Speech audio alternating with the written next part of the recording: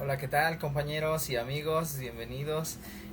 Continuamos con el SECA 2020 online y nos da muchísimo gusto tener con nosotros como invitado a Alejandro Valdespino, que nos va a hablar acerca de los derechos de autor. Su Yes, ponencia se llama Tu creatividad tiene el derechos. yes, Tiene el derecho, perdón. yes. Bienvenido, Pues, bienvenido. Muchas gracias por muchísimas estar gracias acompañándonos. una vez más por tercer año consecutivo que recibo esta invitación. Estoy muy contento. De hecho, aquí tengo mi tacita de la del 2018 Uh, con café y toda la cosa para poder platicar con ustedes acerca de temas de derechos de autor en la industria musical, lleva por nombre Tu creatividad tiene el derecho. Yo soy Luis Alejandro Valdespino Fajer, soy licenciado en Derecho y bueno, pues ya tengo varios años trabajando con esta área del derecho. Además, soy director del sello discográfico Shove Records y bueno, pues vamos a contarles un poco de nuestra experiencia. Bienvenido, bienvenido. Gracias. Vamos a mostrar ahorita su presentación. Okay. Ay, no, está.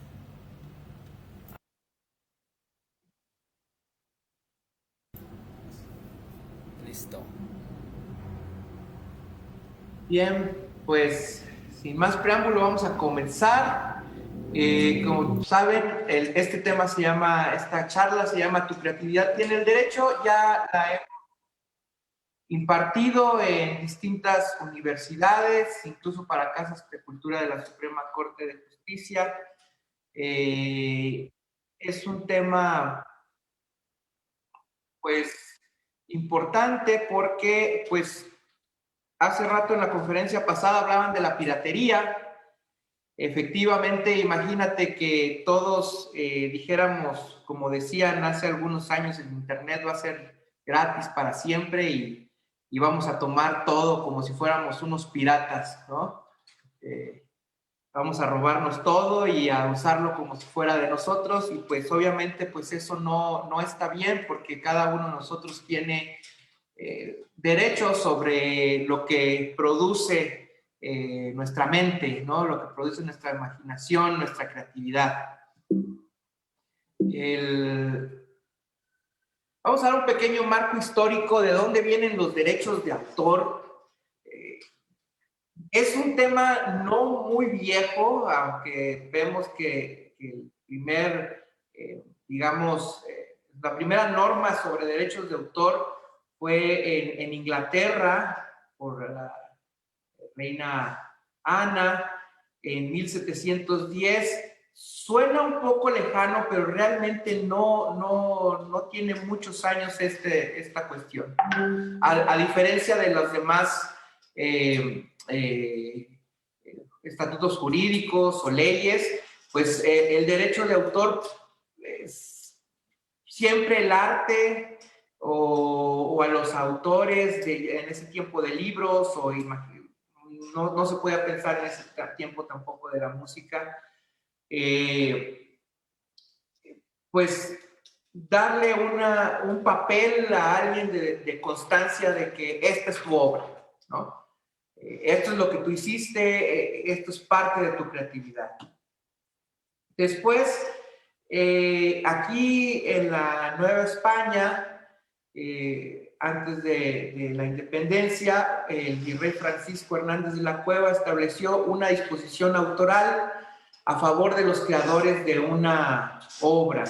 Porque a veces, pues, lo mismo que siempre ha existido, ¿no? La piratería, de que decían que era su obra y era de otra persona. Entonces, este tipo de cosas, pues siempre ha existido. Hasta 1886, no es hace mucho, se hizo el convenio de Berna, donde se le dieron estos derechos a los autores en gran parte del mundo, pues todos los que vemos de azul son los países firmantes de este convenio de Berna. Y ahora sí vamos a hablar qué es la propiedad intelectual. Hay mucha confusión luego con este tema porque dicen, oye, me dicen, Alejandro, ¿dónde voy a registrar mi marca de como artista? ¿No? Y yo, espérate, es que no es una marca, ¿no? Es una reserva. Y se quedan pensando, ¿cómo? O sea, no es allá en el INPI donde tengo que ir a registrar eso o mis canciones, no es una cuestión de derechos de autor, es en el autor. Bueno, ¿cómo está eso?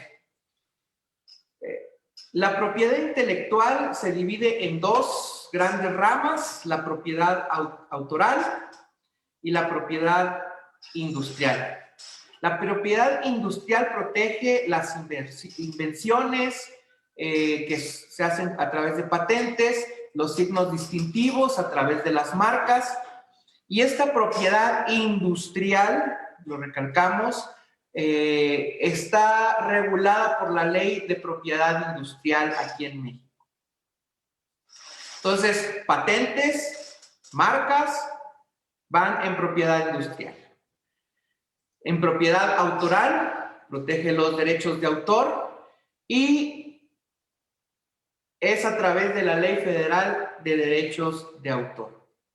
Cada una de estas dos leyes,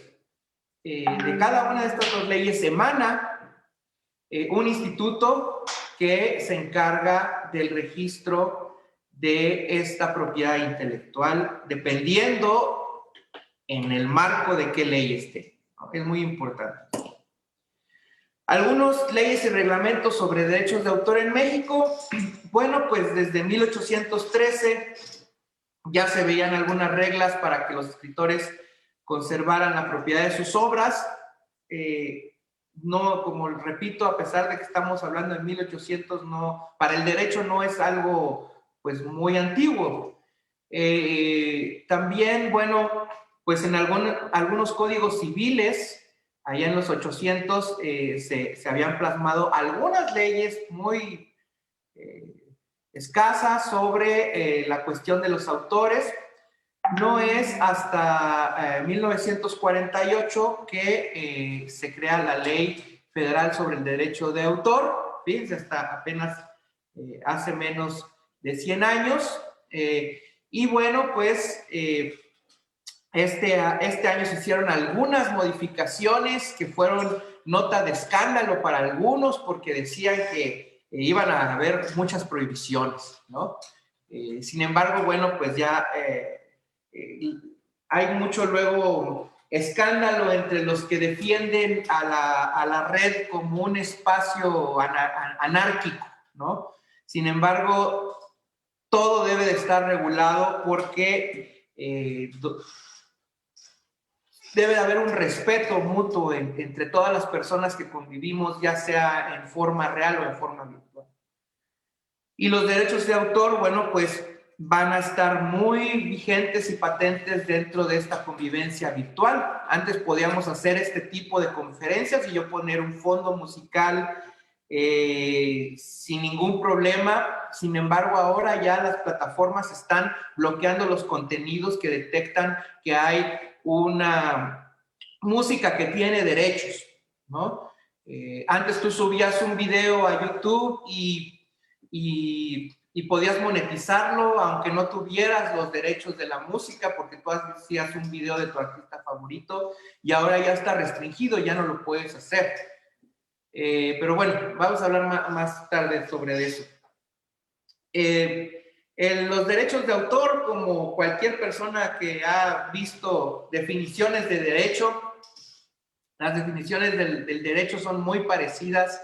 Siempre empiezan con que es un conjunto de normas jurídicas que regulan derechos, en este caso, los derechos morales, que es ser reconocido como el autor de la obra, y los derechos patrimoniales, que es algo que ahorita con pandemia, estos derechos patrimoniales a muchos artistas que se quedaron sin trabajo en bares, en restaurantes, pues si le hubieran puesto un poquito más de atención a compartir su música en plataformas o en subirla, cuando menos, para poder promocionarla, pues tal vez ahorita con pandemia estuvieran recibiendo alguna regalía. Sin embargo, como escuché también en la plática anterior, hay una pelea ahí entre lo físico y lo digital, que si quiero mejor el disco y ponerlo, o el acetato, o la música 100% en Spotify, o en Deezer, o en YouTube.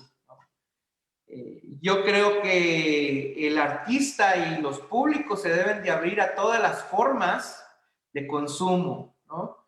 Y estos derechos de autor precisamente no solamente van a proteger al que crea una obra musical o literaria o de teatro, sino también a los consumidores. La Ley de Derechos de Autor, en su artículo 11, dice que el derecho de autor es el reconocimiento que hace el Estado en favor a todo creador de obras literarias y artísticas, que están previstas en el artículo 13. Ahorita vamos a ver cuáles son esa lista de cosas que protege el derecho de autor, porque hay una muy especial que en otros países se registra como patente, sin embargo en México se registra como derecho de autor. Y es algo que a muchos les sorprende, porque no lo conciben así. Pero ahorita vamos a ver de qué se trata. Bueno, esta Ley Federal de Derechos de Autor nos protege tanto los derechos morales como los patrimoniales. ¿Cuáles son esos derechos morales? Bueno, pues es que te reconozca el Estado como el autor de una obra literaria, para que tú le puedas decir a todo el mundo: oye, esta canción es mía, esta escultura, esta obra de teatro, este libro es totalmente mío. Y la integridad de la obra también es un derecho moral, de que no se le pueda quitar, otra persona quitar o poner sin tu autorización. Patrimoniales, bueno, pues que se pueda reproducir, y a través de esa reproducción de tu libro o de tu música puedas obtener un ingreso, que pueda ser distribuido a través de los canales que tú quieras, o que a quien le encargaste los derechos patrimoniales lo haga. De comunicación, que obviamente es que se escuche en medios o en otros o en plataformas, y de transformación, de que puedas decirle a alguien que te dé algo si modifica tu obra. Conexos, bueno, los derechos conexos son aquellos que están relacionados con el derecho de autor, sin ser prácticamente los autores, como quien, pues el editor de un libro, o el intérprete o el ejecutante de una pieza musical, porque yo puedo ser el autor, pero tú puedes ser el intérprete o el ejecutante, ¿no? Entonces, pues tú también vas a tener ciertos derechos conexos. Vamos a ver la siguiente. Hay muchos convenios que son administrados por la Organización Mundial de la Propiedad Intelectual, que es esa asociación mundial en la cual México está inscrito o es miembro.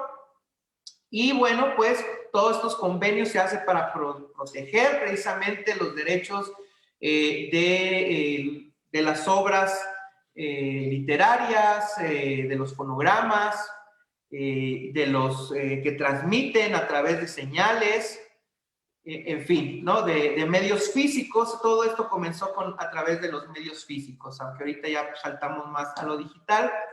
Y es muy importante que todos ustedes sepan que cuando quieren, dicen, voy a registrar una canción, ¿dónde lo voy a ir a hacer? Esta institución del Indautor, que tengo tiempo ya de no ir, ahorita pues obviamente seguimos en pandemia, digo, si vienen del futuro la conocerán los que no han ido. Y si no, muchos no me dejarán mentir que es muy amable el personal, entienden a los autores, tienen mucha paciencia. Yo como director de un sello discográfico, la verdad es que se necesita mucha paciencia con los artistas, porque a veces ellos están en un mundo de ideas, de cosas, y cuando los enfrentas a la realidad, bueno, pues ellos dicen, es que a mí me dijeron, ¿verdad? Pero no se trata de lo que a mí me dijeron, sino lo que la ley dice o lo que la autoridad dice, en este caso el autor. Cuando uno va, y esto yo se lo recomiendo a todos los autores, porque luego me dicen, oye, Alejandro, ayúdame a registrar mi obra. Mira, no necesitas intermediarios. Tú puedes ir al Indautor, ahí hay un personal calificado, muy amable, que desde que entras te dicen qué viene a registrar, una obra o su nombre o alguna otra cosa, y ahí te atienden, te dan los papelitos y ahí mismo a la vuelta vas a pagar. Entonces no tienes por qué gastarte mucho dinero en un abogado, digo, aunque es quitarme a mi trabajo, pero lo pueden hacer los propios artistas, los mismos autores. Está ahí en la calle de Puebla, ahí en la colonia Roma, ahí por el metro Insurgentes, ¿sí? de la línea 1. Ahí, bueno, ¿qué es se hacen varias cosas, pero lo que más nos importa de lo que se hace ahí es el registro de derechos de autor, que es el registro de obras, y la reserva de derechos, que es lo que coloquialmente, lo que la mayoría conocería como registrar mi nombre artístico, vaya, ¿no? Que no se le llama registrar mi nombre artístico, se le llama reserva de derechos. ¿Qué se hace en esa de reserva? Bueno, se pueden reservar nombres de personas o grupos dedicados a actividades artísticas, ¿no? Los cantantes, los intérpretes, los músicos.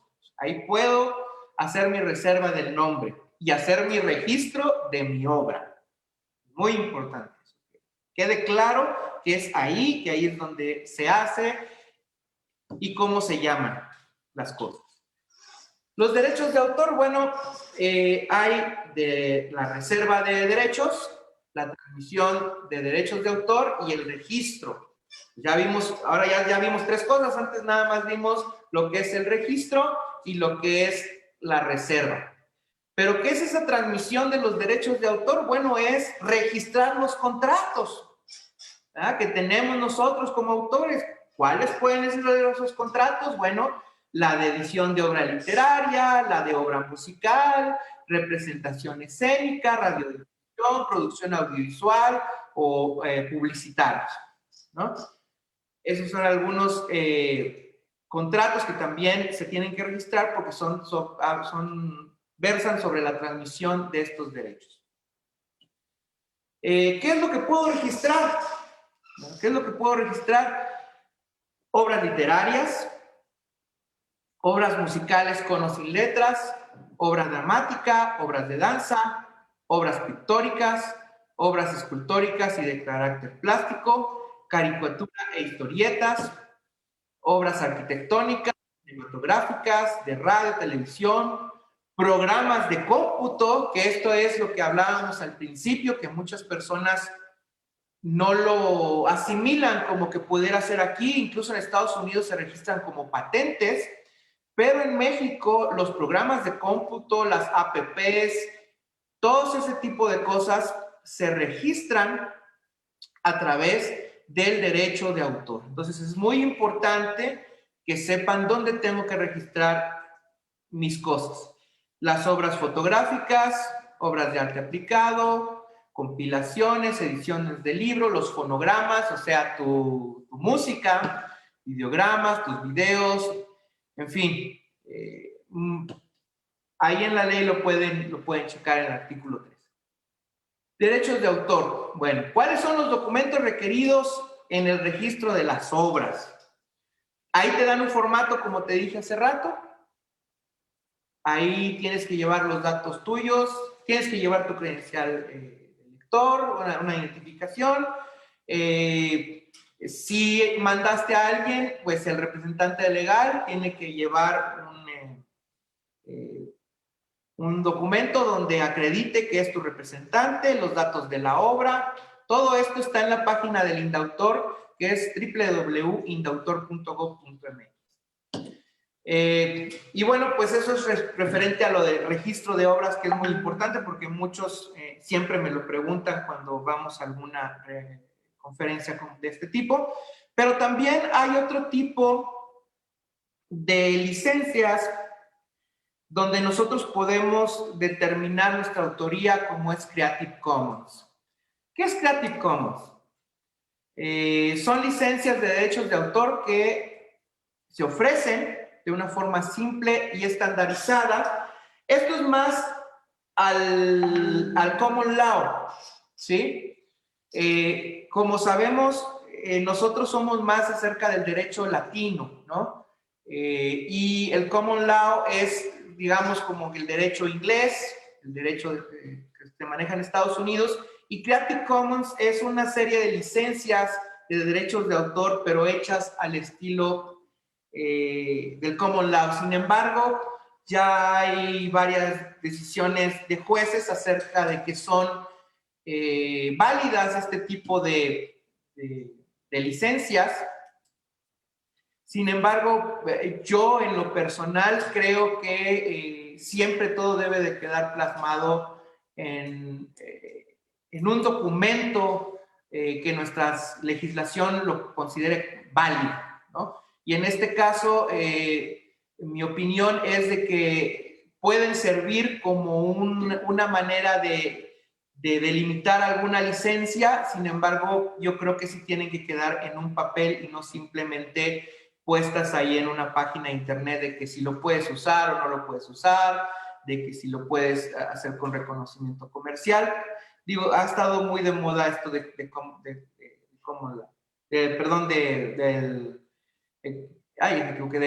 Commons. Ahora, copyleft es una práctica que permite la libre distribución de copias y versiones modificadas de una obra. O sea, que la puedes usar y hacer lo que se te dé la gana con el material que tú creaste, ¿sí? Incluso hasta de no recibir reconocimiento, lo que nuestra ley está, dice lo contrario, de que todo autor debe ser reconocido, ¿sí? Entonces, esto también se refiere en cuestión del common law, porque es, digamos, como la práctica más estandarizada en el mundo. Y bueno, en cuestión de la reserva de derechos, ahora vamos a ver la reserva de derechos, ya vimos algunas cuestiones sobre el registro. Esta reserva de derechos podamos usar y explotar de forma exclusiva publicaciones con el nombre de nuestra publicación, ¿no? El Universal, ¿no? Títulos de difusiones como programas de televisión, ¿no? Programa de televisión, no sé, Chespirito, ¿no? Si se fijan en la televisión, ahí tenía una R, ¿no? O decían al final derechos reservados, ¿no? Precisamente es por eso, porque son reservas de derechos. Nombres y características de personajes.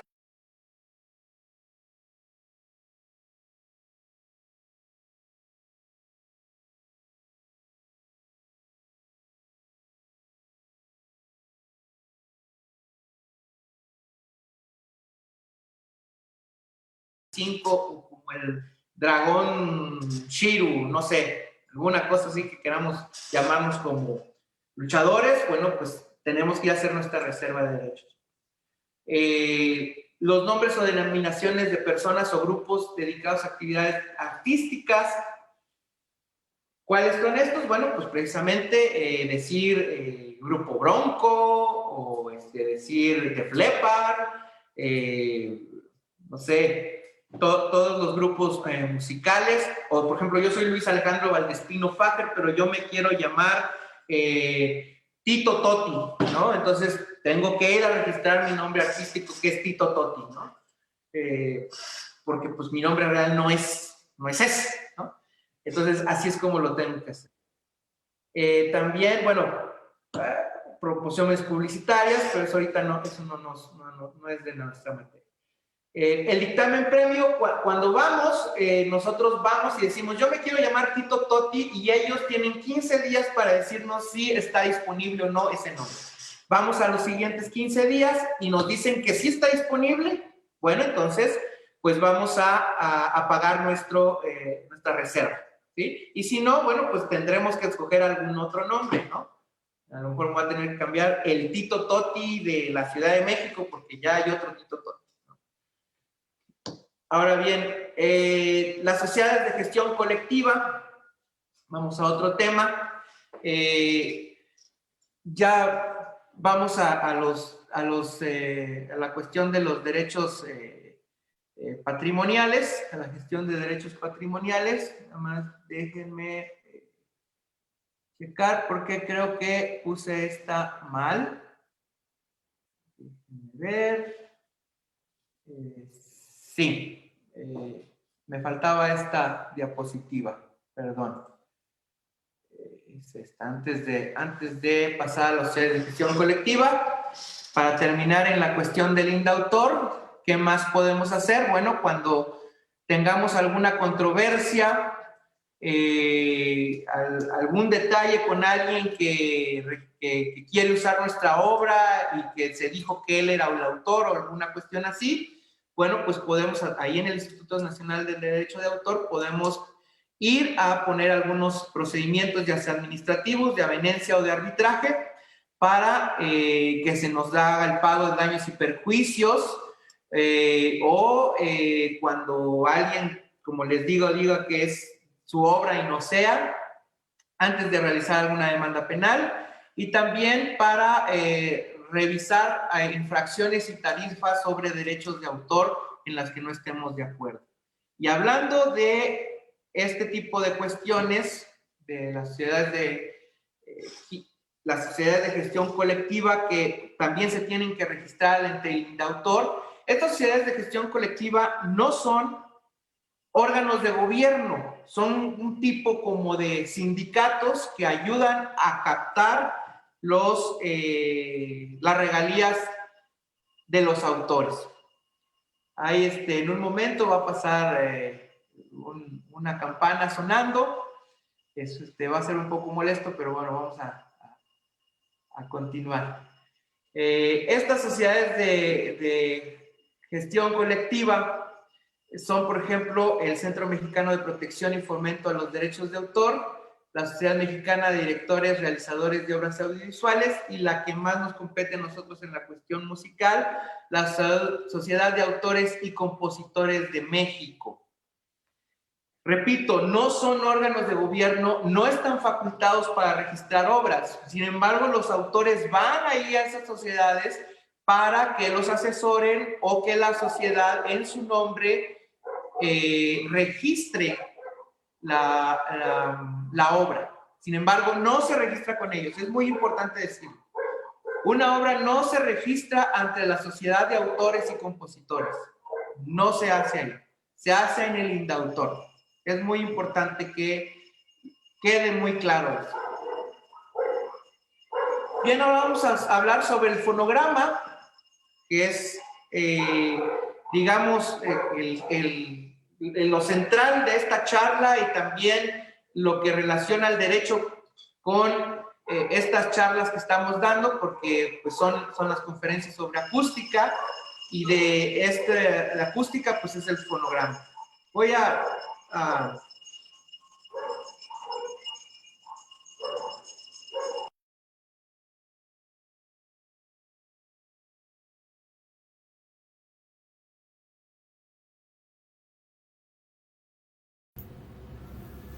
Ale, una pregunta ahorita que estamos, que ahorita tú nos estás escuchando y que estamos esperando a que pase ese ruido de la campana. Vamos a preguntarle ahorita a Ale, ahorita que regrese, acerca de lo que es la cesión de derechos. Porque una vez que ya se haya registrado. Sí. Sí, ok, ¿ya no se oye, sale? Sí, es que no oigo nada porque... No. Por la campana que pasó. Así es. Esas son para que vean que estamos en vivo, 100%. Todos los que nos están viendo, que vean que estamos en vivo.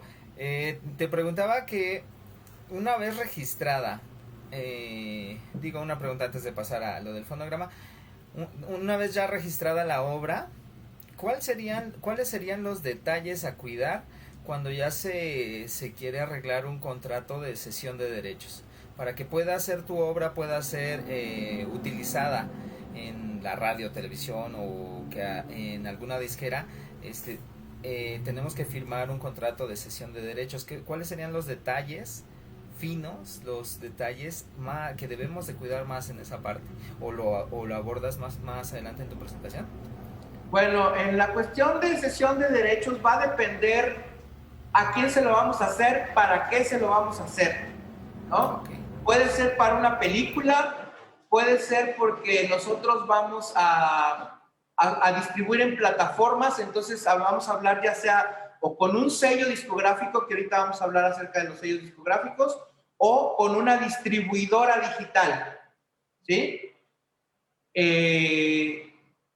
O, por ejemplo, cuando hacemos una sesión para que lo usen en un comercial, ¿no? O precisamente para que esté en radio, para que, por ejemplo, la Sociedad de Autores y Compositores cobre las regalías físicas o terrestres, como se les puede decir, ¿no?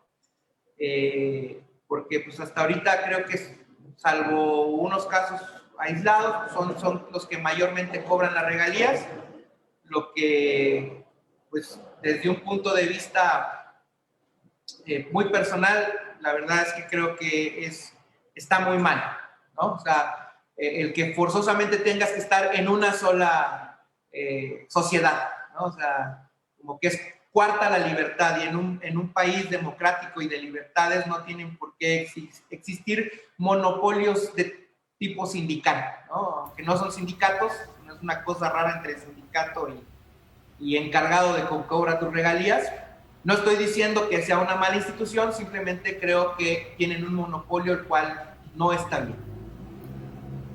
Okay. Entonces, como Aparte te de que digo, es complicado pertenecer a esa, por ejemplo, a la de autores y compositores, tienes que tener ya un tema que esté sonando en radio, televisión, y en muchos casos, bueno, si tienes la cantidad de dinero que se necesita para poderlo pagar, pues adelante, pero cuando se viene luchando desde abajo, sí es un poquito complicado estar en esa parte. Aparte de que es el monopolio, es difícil entrar. exactamente, además, mira, ya está la democratización de la música y de los públicos.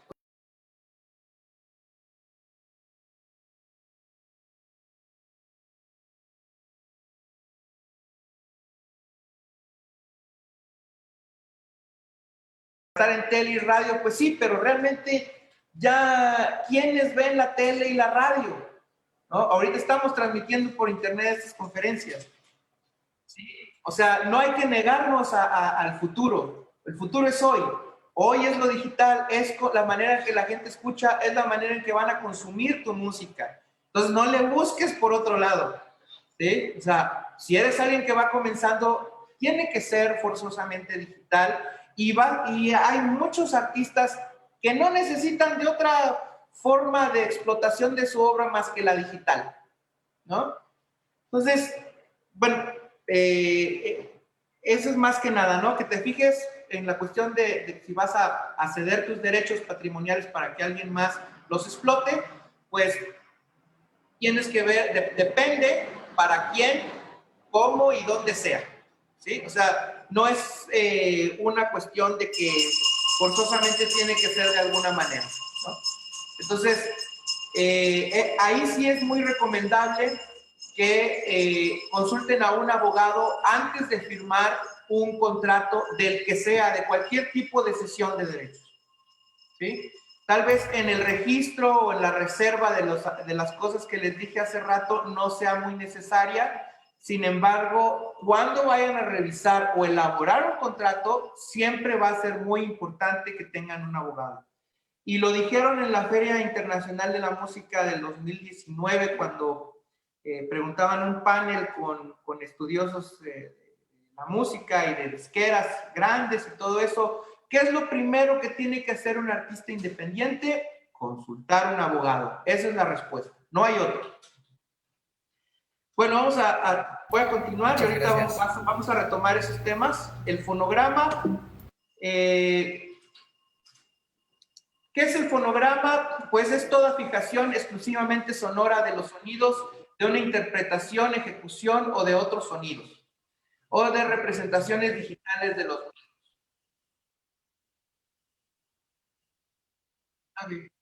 Sí, el fonograma, pues, se elabora a través de una producción musical, ¿no? Que lo hemos estado viendo en algunas de las charlas de otros años aquí con ustedes, o incluso en estas se ha hablado un poco de esto. La composición, la grabación, la edición y la mezcla y la masterización. O sea, hacer un fonograma o hacer un audio o una canción no es tan sencillo, ¿no? Yo de repente recibo mensajes de jóvenes que me dicen, oye, yo no sé cantar, no tengo ninguna canción, no tengo ninguna letra, no tengo música, pero quiero hacer reggaetón porque para eso no se necesita cantar porque está el autotune y nada más se baja, ¿no? Una pista ahí de YouTube, un beat y ya, ¿no? Así nomás, y ustedes se mueven. O sea, y es donde te pones a pensar en decir hasta dónde hemos llegado, ¿no? Digo, está bien padre que ahora los niños pueden bajar algunos programas y con el teléfono pueden hacer música, ¿no? Pero estás haciendo música, estás haciendo beats, pero el fonograma o hacer una canción es mucho más complicado que bajar un beat y cantar alguna canción dinero, de fiesta. dinero, dinero. Algo así como dinero, dinero, dinero. Ah, exactamente, ¿no? O una canción bastante misógina que están tan de moda, están con un beat como africano, ¿no? Entonces, ya con eso creen que van a tener éxito y van a cobrar grandes regalías y van a tener carro y cosas así, ¿no? Es mucho más complicado que eso, ¿no? Imagínate, el mismo Spotify comenta que hay miles de canciones en Spotify que nadie ha escuchado, nadie. O sea, no tienen ni una sola reproducción, miles de canciones. Okay, entonces, sí. No se trata nada más de hacer una canción y subirla. Hay mucho más detrás. Bueno, la maquila y la comercialización. Aquí está una maquinita de maquila antigua para que vean las nuevas generaciones que antes se hacían CDs. Digo, estos son CDs. Todavía más antes se hacían acetatos, cassettes. Y bueno, ahora la comercialización y la distribución pues prácticamente es digital. Desde el 2009 se piensa que la industria musical ha muerto, pero no es que haya muerto, es que muchas de las disqueras o de los que tenían el negocio de la música y estaban empoderados en el negocio de la música no supieron agarrar la ola de lo digital y seguirla, porque la industria de la música no ha muerto. Y ahorita vamos a ver un dato muy importante de cuánto ha crecido la industria musical en México. Con todo y pandemia ha crecido la industria musical a nivel mundial. ¿Por qué? Pues la gente estaba en la casa, pues tenía que oír música o ver películas, hacer algo, ¿no? Y eso ha hecho crecer a la industria.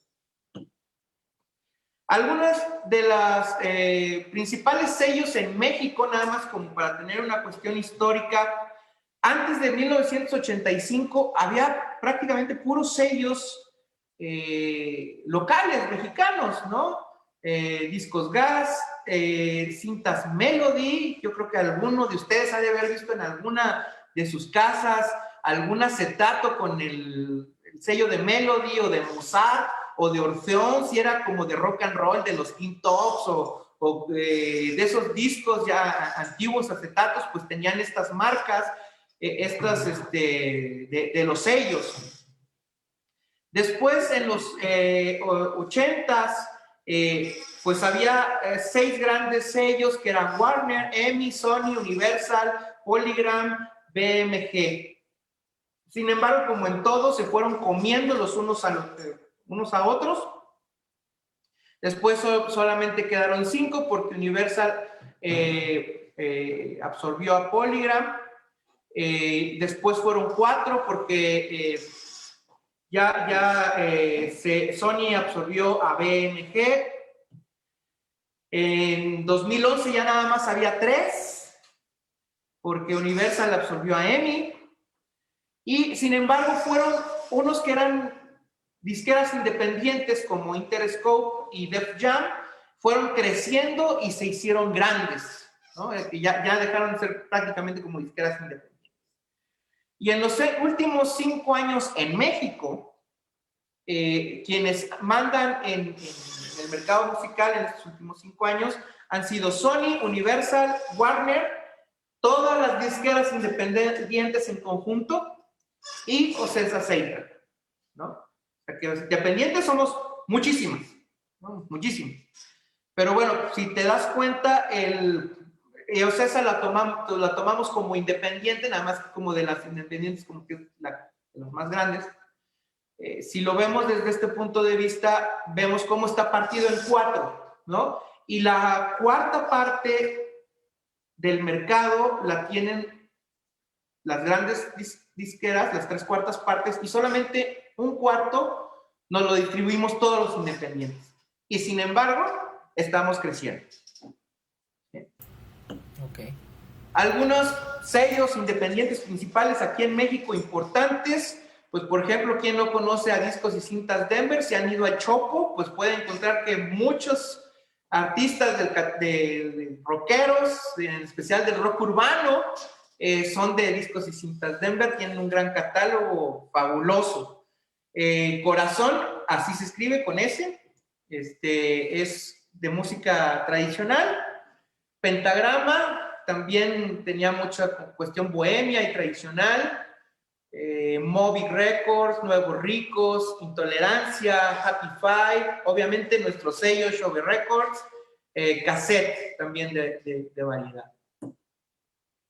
Y ahora sí vamos a ver, como tu pregunta, oye, si voy a un sello, ¿en qué me tengo que fijar? ¿En qué contrato? ¿Qué debe de decir? ¿No? Bueno, vamos a ver precisamente derechos patrimoniales en la música.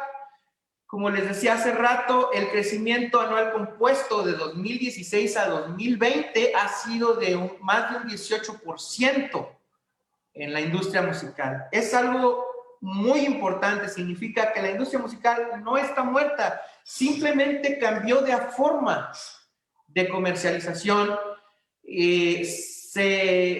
Hay una democracia de que ya cualquiera de nosotros puede poner su material disponible al público, y el público puede escoger qué escucha y qué no. Eso es lo más importante. Sí, sí. Bueno, después veremos esto. Tenía algo acerca de ACTA, que ACTA hubo un gran escándalo acerca de que iban a restringir la internet, y México entró en el ACTA hace 2 sexenios.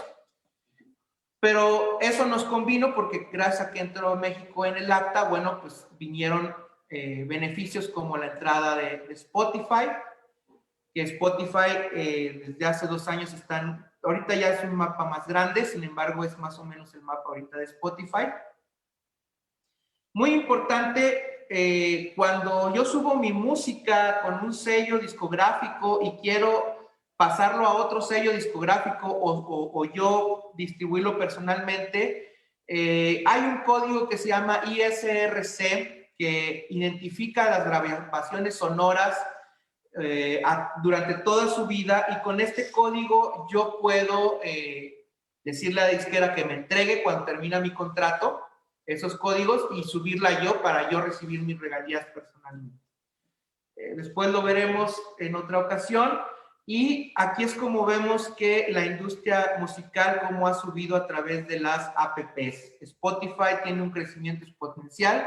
De hecho, México es, hasta el día de hoy creo, es donde más se escucha Spotify a nivel mundial. De hecho, hubo una broma, creo, el año pasado. Spotify iba a cambiar, ellos, obviamente fue un tuit de broma, donde ponen al Distrito Federal en forma con el logo de Spotify, ¿no? Porque era donde más se escucha a nivel mundial, ¿no? Entonces, si tú eres artista, puedes subir tu música a Spotify, Apple Music, a Deezer, YouTube, Amazon, que son de las que están ahorita en México. La piratería, bueno, ya lo hablaron en la conferencia pasada, no voy a dar más datos acerca de la piratería, simplemente voy a decir que eso nos perjudica absolutamente a todos, aunque no lo creas, ¿no? No es bueno, no es nada bueno. Estos son algunos sitios musicales digitales en México donde tú puedes tener tu música: Spotify, Amazon Music. Hay nuevos como iHeartRadio, que tiene ya 2 años en México, y Mocking Game, que es prácticamente de recién aparición. Sin embargo, vemos que hay muchos más. ¿Dónde puedo distribuir mi música para que esté en estas plataformas? Bueno, pues tenemos varias como CD Baby, que de hecho ahorita están las pláticas de ellos, TuneCore, Emu Bands, Dito, The Orchard, DistroKid, InMusician, Believe Digital, pero las que yo recomiendo, las que me han funcionado y con las que yo trabajo son OneRPM y Altafonte, y en especial Altafonte porque siempre he recibido un gran trato muy personal de parte de esta empresa, ¿no? Y es donde nosotros distribuimos, es la forma en que distribuimos la música de nuestros artistas a todas las plataformas. Altafonte y OneRPM nos ayudan con los lanzamientos, nos dicen cuándo es bueno lanzarlo, cuándo no, vemos estadísticas, qué es lo que podemos hacer, nos aconsejan durante todo el lanzamiento, después del lanzamiento, de qué más se puede hacer, nos dan pláticas, en fin. Son grandes empresas y lo mejor es que tienen oficinas en México.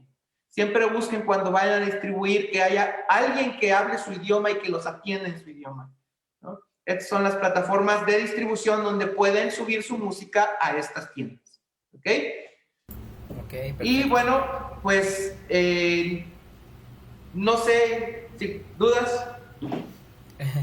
Pues más bien me gustaría que nos repitieras cómo poder contactarnos contigo en caso de necesitar alguna asesoría personal.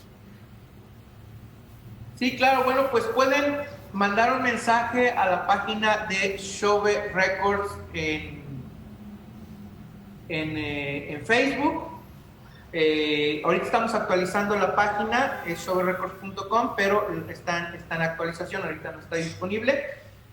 O me pueden mandar un WhatsApp, se los puedo dar aquí, es el 55 28 43 67 81. O mi correo es lavf76@gmail.com. Con todo gusto los atendemos. Pueden pedir una cita y aquí en la oficina estaremos muy contentos de recibirlos, de asesorarlos. Ahorita no solamente estamos asesorando a nuestros artistas en Shove Records, sino también tenemos a otros 3 sellos a los cuales estamos dándoles capacitación. Estamos dándoles capacitación para que hagan su propio sello. Entonces, pues ya tenemos una actividad más, que es precisamente estamos fundando otros sellos, ayudándoles a hacerlo a otras personas. Y lo mejor es que en Shove Records a los artistas no les hacemos las cosas para hacerlos inútiles, sino que les damos los cursos para que ellos lo puedan hacer. O sea, cuando tú terminas tu contrato con Shove Records, tú sales sabiendo hacer muchísimas cosas por ti mismo. No, pues muchas felicidades y pues de parte de todos los organizadores del SECA estamos muy contentos de que pudieras estar con nosotros una vez más, así como los años pasados, que te tengamos aquí como ponente. Y pues ya saben, para cualquier otra pregunta, también nos pueden preguntar aquí y les pasamos sus contactos. Muchas gracias, sí, Ale. Revisión de contrato o alguna duda acerca de la industria musical, con todo gusto estamos para servir. Pues muchas gracias y ya nos estaremos viendo cuando esta pandemia termine. O Así si no, es. pues a la distancia estaremos en contacto también. Claro que sí, ya saben que lo que se les ofrezca, con todo gusto. Muy bien. Y no, pues muchas gracias. Gracias a Nos ustedes. vemos. Y Luego, gracias ¿verdad? a todos los asistentes aquí en el SECA. Continuamos en un momento más con Francisco Jesús Mondragón, con su ponencia Análisis de Audio Digital. Regresamos.